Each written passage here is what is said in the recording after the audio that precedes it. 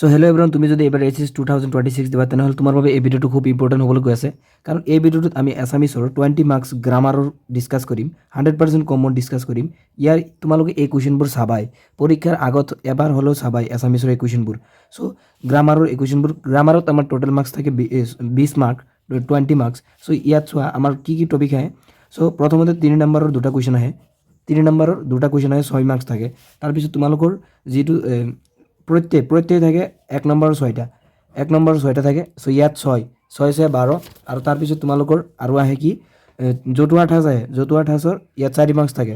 চ' ইয়াত 8 মাৰ্কছ থাকে, 2 নম্বৰ 4টা থাকে। চ' ইয়াত 8 মাৰ্কছ থাকে।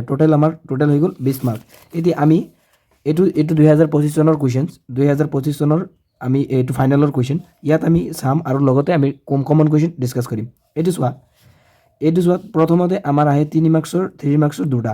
তো এই 3 মাৰ্কছৰ দুটা আমি কমন পেলাবলৈ চেষ্টা কৰিম। প্ৰথমতে চাই লওঁ যোৱাবাৰ কি আহিছে। যোৱাবাৰ আহিছে তদ্ধিত প্ৰত্যয় কাক বোলে, 4টা উদাহৰণ ভাঙি দেখুওৱা। কথাবিলাক ভালকৈ বুজিব চেষ্টা কৰিবা। চ' যোৱাবাৰ তদ্ধিত প্ৰত্যয় আহিছে, চ' এইবাৰ কৃত প্ৰত্যয় আহিব 100% কমন।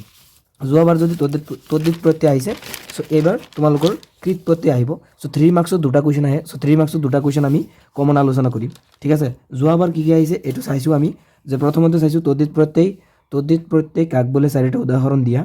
তাৰপিছত কৰ্মকাৰক কাক বোলে, কৰ্মকাৰকত কি বিভক্তি যোগ হয় এটি উদাহৰণ দিয়া। ক্ৰিয়া বিভক্তি বুলিলে কি বুজা, নিত্য বৰ্তমান কালৰ প্ৰথম পুৰুষত ক্ৰিয়া বিভক্তিৰ চিন কি। জতুৱা ঠাঁচ বুলিলে কি বুজা, দুটা উদাহৰণ দিয়া। 4টা কুৱেশ্যন দি দিছে, যিকোনো দুটা কৰিব দিছে, 3 মাৰ্কছৰ দুটা। চ' টোটেল 6 মাৰ্কছ। চ' এতিয়া এই যিটো তোমালোকৰ 3 মাৰ্কছৰ দুটা আহে, চ' ইয়াত আমি কমন পেলাবলৈ চেষ্টা কৰিম, ঠিক আছে। এতিয়া চোৱা আমি কমন আলোচনা কৰোঁ, যে প্ৰথমতে তোমালোকে কমন যিটো চাবা, যে কৃত প্ৰত্যয়, যোৱাবাৰ যিহেতু তদ্ধিত প্ৰত্যয় আহিছে, চ' এইবাৰ তোমালোকৰ কৃত প্ৰত্যয়ৰ ওপৰত কুৱেশ্যন আহিব, এইটো 100% গেৰেণ্টি।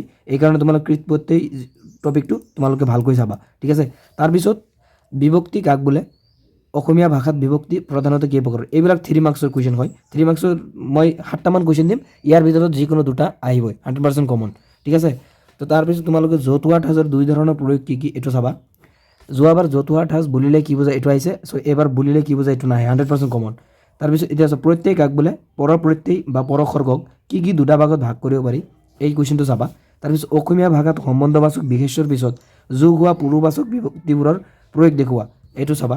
তাৰপিছত অসমীয়া কাৰকবাচক বিভক্তিৰ এখন তালিকা প্ৰস্তুত কৰা, এইটো চাই থৈ দিবা, ঠিক আছে। লগতে তোমালোকে 100 মোৰ ফালৰ পৰা এইটো তোমালোকে মোষ্ট ইম্পৰ্টেণ্ট কুৱেশ্যন, শব্দ বিভক্তি কাক বোলে, অসমীয়া ভাষাত 7বিধ শব্দ বিভক্তি কি এইটো আহিবই, ঠিক আছে। এইটো 100% কমন, মোৰ ফালৰ পৰা এইটো 100% কমন। এই কুৱেশ্যনটো তোমালোকে আগতে চাবা।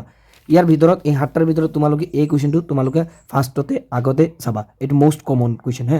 এতিয়া কথা হ'ল 3 মাৰ্কছৰ আমি 6টা কুৱেশ্যন ডিছকাছ কৰিলোঁ, ইয়াৰ ভিতৰতেই তোমালোকৰ যিকোনো দুটা আহিব। চ' এতিয়া ব'লা নেক্সট টপিকলৈ যাওঁ। তাৰপিছত নেক্সট টপিক আহে যি 1 মাৰ্কৰ 6টা থাকে প্ৰত্যয়। চ' প্ৰত্যয় ভাঙা কমন দিয়া খুব কঠিন, তথাপিও মই কমন পেলাবলৈ চেষ্টা কৰিম, ঠিক আছে। যোৱাবাৰ কি আহিছে তোমালোকে চাই ল'ব পাৰা। এতিয়া আমি কমন কিছুমান প্ৰত্যয় যিবিলাক ৰিপিটেড, বাৰে বাৰে ৰিপিট হৈ থাকে, চ' এইবিলাক আমি ডিছকাছ কৰিম। চ' ব'লা এতিয়া চাই লওঁ। তোমালোকে প্ৰত্যয় ভাঙা 6টা আহে, 1 নম্বৰৰ 6টা আহে, ঠিক আছে। এটাত 1 নম্বৰকৈ থাকে। চ' প্ৰত্যয় ভাঙা তোমালোকে এইবিলাক চাবা। বসুৱা, সোৱণ, উজনি, মগনিয়াৰ, নাচনি, কান্দোৰা, খজুৱতী, ভাৱৰীয়া, ফপৰা, এলেহুৱা, জিৰণীয়া, দীৰ্ঘতম, বিহুৱা, যুঁজাৰু, কপহুৱা, খাৰুৱা, ছমহীয়া, পলৰীয়া, ধানতলী, ৰসাল, দেখনীয়া। চ' এইবিলাক যিবিলাক দিছোঁ মই, এইবিলাক ইয়াৰ ভিতৰতে তোমালোকে কমন পাবাই, কাৰণ এইবিলাক মোষ্ট ৰিপিটেড, তোমালোকৰ ৰিপিটেড হয়, ঠিক আছে। তোমালোকৰ মোষ্ট ৰিপিটেড প্ৰত্যয় হয়। চ' এইবিলাক তোমালোকে ভালকৈ চাবা। তাৰপিছত নেক্সট টপিক আছে আমি কি, তাৰপিছত নেক্সট আৰু এটা গ্ৰামাৰৰ টপিক আছে জতুৱা ঠাঁচ ভাঙিব দিয়ে। চ' ঠিক আছে, জতুৱা ঠাঁচৰ দিয়ে যিকোনো 4টা কৰিব দিয়ে, যিকোনো 4টা দিয়ে, 1 2 3 4 5 6 7 8 9টা চাইছা। তোমালোকৰ 9টা দিছে, দিয়া 9টা দিয়ে, তাৰপিছত কৰিব লাগে তাৰ ভিতৰৰ পৰা 2টা।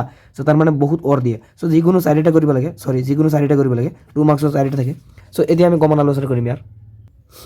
তোমালোকে জতুৱা ঠাঁচৰ এটা 2 মাৰ্কছকৈ থাকে, 2 মাৰ্কছকৈ থাকে। চ' জতুৱা ঠাঁচ তোমালোকে এইবিলাক চাবা।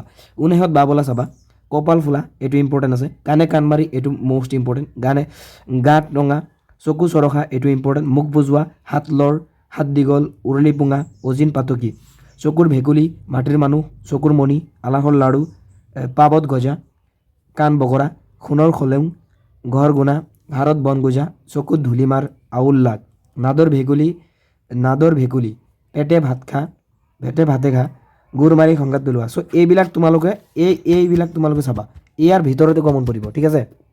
এইবিলাক মষ্ট ৰিপিটেড হয়, এনেই মই দিয়া নাই, এনেই হাৱাত কৈ দিছোঁ ভিডিঅ'ত আহি, ইউটিউবত আহি এনেই বকি আছোঁ, এইটো নহয়।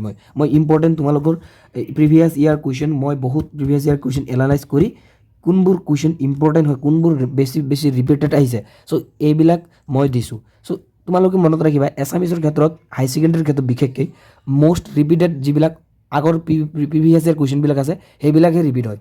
সঁচাকৈ কৈছোঁ, এইকাৰণে কৈছোঁ তোমালোকে মই গ্ৰামাৰত দিয়া এই কুৱেশ্যনবোৰ তোমালোকে চাবা। চ' মোৰ ফালৰ পৰা আকৌ এবাৰ কৈ আছোঁ, শব্দ বিভক্তি কাক বোলে, অসমীয়া ভাষাত 7বিধ শব্দ বিভক্তি কি কি, এই কুৱেশ্যনটো তোমালোকে ভালকৈ আকৌ চাবা। চ' এইখিনি আছিল গ্ৰামাৰৰ ইম্পৰ্টেণ্ট, ঠিক আছে। আৰু ৰচনা তোমালোকে লগতে তোমালোকৰ ৰচনা এটা কৈ দিওঁ। ইয়াত চোৱা, তোমালোকে যিহেতু যোৱাবাৰ তোমালোকে তোমাৰ প্ৰিয় গ্ৰন্থ আহিছে, চ' এইবাৰ তোমালোকে তোমাৰ প্ৰিয় সাহিত্যিকটো এবাৰ চাই থৈ দিবা, ঠিক আছে।